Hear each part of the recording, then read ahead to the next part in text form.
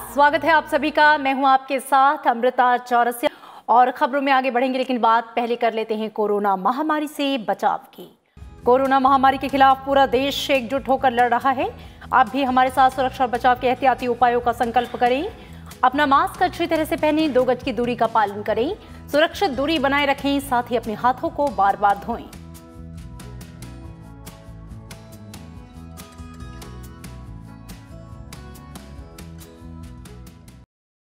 सूचना और प्रसारण मंत्री प्रकाश जावड़ेकर ने आजादी का अमृत महोत्सव के सिलसिले में आज देश की स्वतंत्रता की 75वीं वर्षगांठ से संबंधित प्रदर्शनियों का वर्चुअल माध्यम से उद्घाटन किया।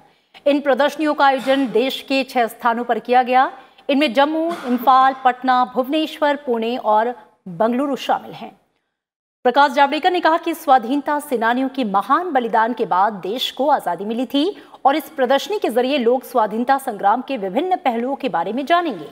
उन्होंने कहा कि आजादी का अमृत महोत्सव मनाने की प्रधानमंत्री की पहल का उद्देश्य लोगों को जोड़ना और स्वाधीनता संग्राम के बारे में परिचित कराना है।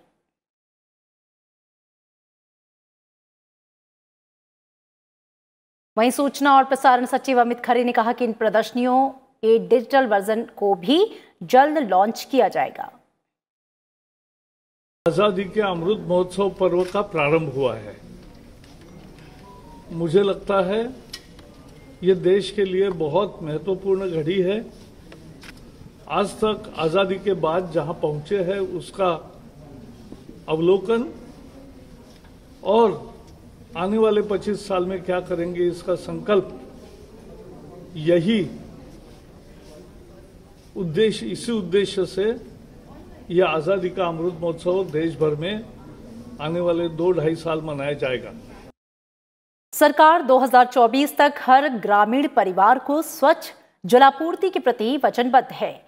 जल जीवन मिशन पर राज्य और केंद्र शासित प्रदेशों के सम्मेलन को वीडियो कॉन्फ्रेंसिंग के जरिए संबोधित करते हुए केंद्रीय जल शक्ति मंत्री गजेंद्र सिंह शेखावत ने ये बातें कही। उन्होंने कहा कि जल जीवन मिशन शुरू होने के बाद से 3 करोड़ 80 लाख ग्रामीण परिवारों को नल जल कनेक्शन दिए जा चुके हैं। गजेंद्र सिंह शेखावत ने कहा कि 7 करोड़ से अधिक ग्रामीण परिवारों के घरों में स्वच्छ जल पहुंचाया जा रहा है। उन्होंने कहा कि घरों तक पानी की आपूर्ति का दायरा 1.5 साल में 17% से बढ़कर 37% हो गया है। मिशन के उद्देश्यों की सराहना करते हुए उन्होंने कहा कि इस साल में पानी के 3 करोड़ कनेक्शन देने का लक्ष्य है। इस मौके पर केंद्रीय जल शक्ति मंत्री ने पेयजल परीक्षण, निगरानी और चौकसी प्रणाली जारी की और जल जीवन मिशन जल गुणवत्ता प्रबंधन सूचना प्रणाली की शुरुआत की।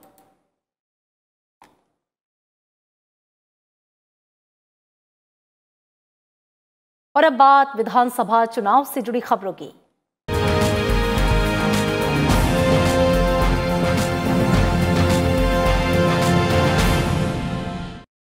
दिल्ली में बीजेपी केंद्रीय चुनाव समिति की बैठक जारी है। पार्टी मुख्यालय में हो रही इस बैठक में प्रधानमंत्री नरेंद्र मोदी, केंद्रीय गृह मंत्री अमित शाह, राजनाथ सिंह, बीजेपी अध्यक्ष जेपी नड्डा के अलावा नरेंद्र सिंह तोमर, शिवराज सिंह चौहान समेत पार्टी के कई वरिष्ठ नेता शामिल हैं। बैठक में असम, तमिलनाडु, पश्चिम बंगाल, केरल और पुदुचेरी में होने वाले विधानसभा चुनावों में उम्मीदवारों के नाम पर चर्चा होने की उम्मीद है।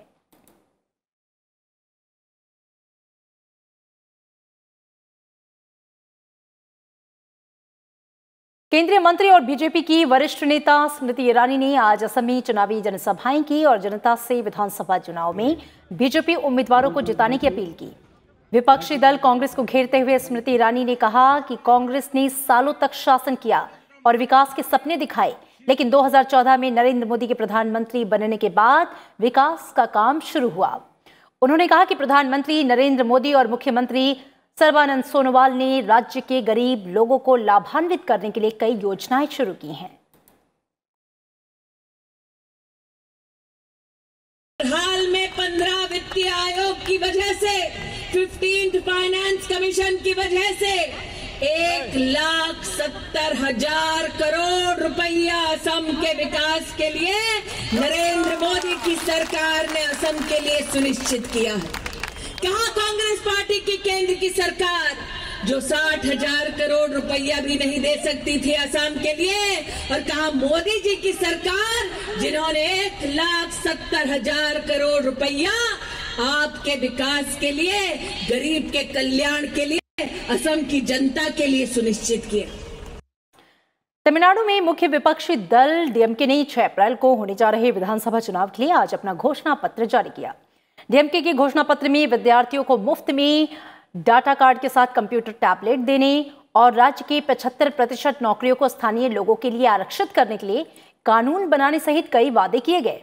डीएमके ने मातृत्व अवकाश की अवधि और सहायता बढ़ाने, ईंधन के दामों में कटौती करने और एलपीजी सिलेंडर पर सब्सिडी देने की बात भी कही। पार्टी ने इनके अलावा बेहतर जल प्रबंधन, स्वच्छ पेयजल आपूर्ति, सरकारी नौकरियों में महिला आरक्षण बढ़ाने, वृद्धा पेंशन में बढ़ोतरी करने और भूख उन्मूलन के लिए कलंगनार उनगम नाम से भोजनालय खोलने का वादा किया। डीएमके प्रमुख एमके स्टालिन ने कहा कि अगर तमिलनाडु में उनकी सरकार बनी तो पार्टी के घोषणा पत्र में शामिल वायदों को पूरा करने के लिए कार्यक्रम कार्यान्वयन के नाम से अलग मंत्रालय बनाया जाएगा।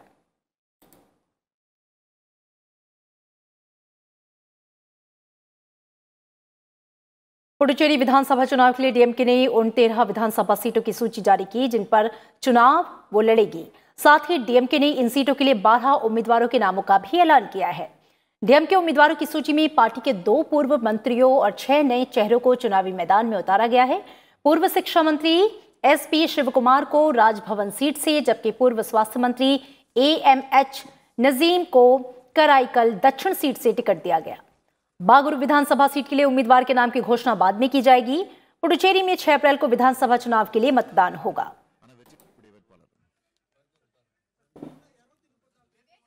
और कांग्रेस नीत यूनाइटेड डेमोक्रेटिक फ्रंट यूडीएफ के सहयोगी दल केरल कांग्रेस जोसेफ धड़े ने 6 अप्रैल को होने वाले विधानसभा चुनाव के लिए आज अपने उम्मीदवारों की सूची जारी की।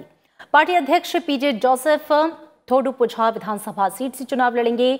वहीं वरिष्ठ नेता मोंसे जोसेफ कुडुथुरुथी विधानसभा क्षेत्र से के फ्रांसिस जॉर्ज इडुक्की से चुनाव लड़ेंगे, जबकि थॉमस उन्नीदान इरिंजलाकुडा सीट से चुनाव मैदान में उतरेंगे।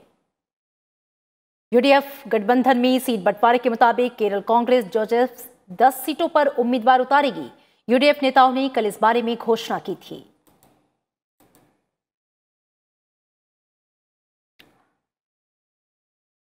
और पश्चिम बंगाल में विधानसभा चुनाव से पहले काफी सियासी उलटफेर देखने को मिल रहा है।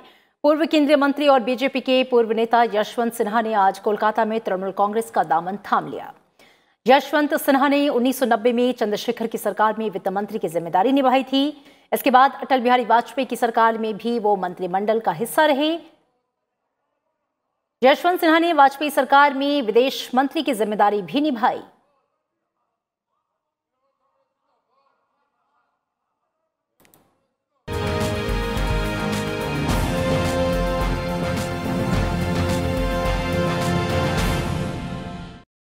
और अब कुछ और खबरों पर नजर। प्रधानमंत्री नरेंद्र मोदी और श्रीलंका के राष्ट्रपति गोटबाया राजपक्षे के बीच आज फोन पर बातचीत हुई। दोनों नेताओं ने समसामयिक घटनाक्रमों, द्विपक्षीय और बहुपक्षीय मंचों पर भारत श्रीलंका के बीच जारी सहयोग की समीक्षा की। वर्तमान में जारी कोविड-19 चुनौती के संदर्भ में संबंधित अधिकारियों के बीच नियमित संपर्क बनाए रखने पर भी दोनों नेताओं ने सहमति व्यक्त की। प्रधानमंत्री ने भारत की पड़ोसी प्रथम नीति में श्रीलंका के महत्व को दोहराया।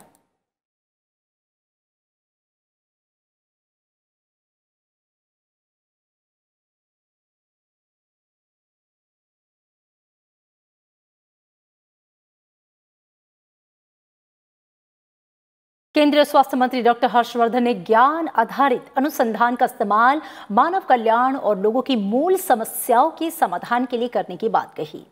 भोपाल में राष्ट्रीय पर्यावरणीय स्वास्थ्य अनुसंधान संस्थान के नवीन हरित प्रांगण का उद्घाटन करते हुए डॉक्टर हर्षवर्धन ने कहा कि वैज्ञानिकों की जिम्मेदारी है कि वैज्ञानिक अनुसंधान का लाभ लोगों को मिले। पर्यावरण और जलवायु परिवर्तन के क्षेत्र में भारत की भूमिका को मिली विश्वव्यापी सराहना का उल्लेख करते हुए डॉक्टर हर्षवर्धन ने कहा कि प्रधानमंत्री नरेंद्र मोदी की उज्ज्वला, स्वस्थ भारत जैसी सभी योजनाएं और कार्य पर्यावरण की सात्विकता को अक्षुण्ण बनाए रखने वाले हैं। देश के कुछ राज्यों में कोरोना के मामले फिर से बढ़ने पर चिंता जताते हुए डॉक्टर हर्षवर्धन ने कहा कि लोग किसी तरह की लापरवाही ना करें। हमें कोविड टीकाकरण को एक जन आंदोलन का रूप देना होगा।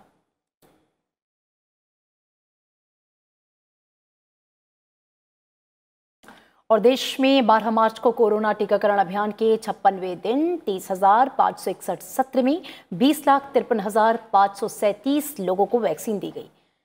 ये अब तक का एक दिन में दिए गए टीके के सबसे अधिक डोज हैं और इसके साथ ही कोविड टीकाकरण का आंकड़ा 3 करोड़ के करीब पहुंच गया है। शुक्रवार को 12,30,682 वरिष्ठ नागरिकों और 2,23,856 कोमॉर्बिडीज से ग्रस्त 45 साल से ऊपर के लोगों को वैक्सीन की पहली खुराक दी गई, जबकि 70,504 स्वास्थ्य कर्मियों को पहला डोज और 1,37,000 स्वास्थ्य कर्मियों को दूसरा डोज दिया गया। वहीं फ्रंटलाइन वर्कर्स में 1,14,000 लोगों को पहली और 2,76,000 लोगों को दूसरी खुराक दी गई। स्वास्थ्य मंत्रालय के मुताबिक इनमें से 74% वैक्सीनेशन 8 राज्यों में हुआ है। इसमें उत्तर प्रदेश 3.3 लाख से अधिक वैक्सीनेशन के साथ सबसे ऊपर है। स्वास्थ्य मंत्रालय के मुताबिक अब तक 72,93,575 स्वास्थ्य कर्मियों को पहला और 41,84,000 स्वास्थ्य कर्मियों को दूसरा डोज दिया जा चुका है। वहीं फ्रंटलाइन वर्कर्स में 72,35,000 से अधिक लोगों को पहली और 9,48,000 लोगों को दूसरी खुराक दी जा चुकी है, जबकि 72,91,000 वरिष्ठ नागरिकों को वैक्सीन लगाई जा चुकी है। और इसी बीच देश में कोरोना से स्वस्थ होने की जो दर है वो 96.82% हो गई है। शुक्रवार को 19,000 से अधिक मरीज स्वस्थ हुए। इसके साथ ही अब तक 1,09,00,000 से अधिक रोगी इस संक्रमण से मुक्त हो चुके हैं। वहीं कई राज्यों में दैनिक मामलों में इजाफे की वजह से सक्रिय मामलों की संख्या जो है वो 2,02,000 से अधिक हो गई है, जो कि कुल संक्रमित मामलों का 1.78% है। राष्ट्रपति रामनाथ कोविंद आज उत्तर प्रदेश में पूर्वांचल के 3 दिवसीय दौरे पर वाराणसी पहुंचे। राष्ट्रपति दशाश्वमेध घाट पर विश्व प्रसिद्ध गंगा आरती में शामिल हुए। इस दौरान वे बेहद भक्तिभाव में नजर आए। इससे पहले उन्होंने श्री काशी विश्वनाथ की पूजा अर्चना की।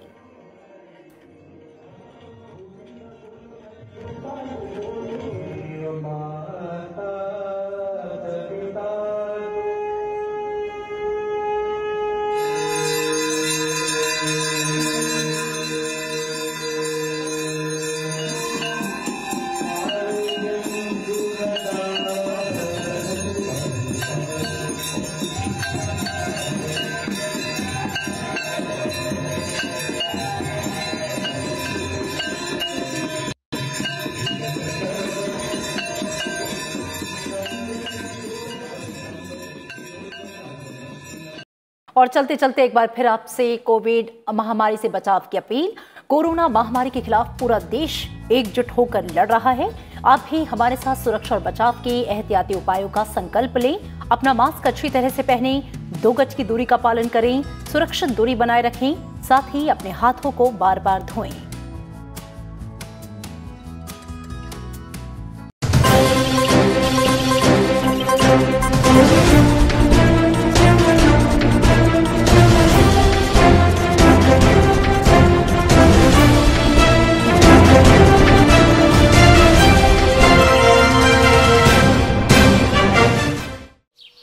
ओ काका, हुआ है शहर, ले आए खाद बीज?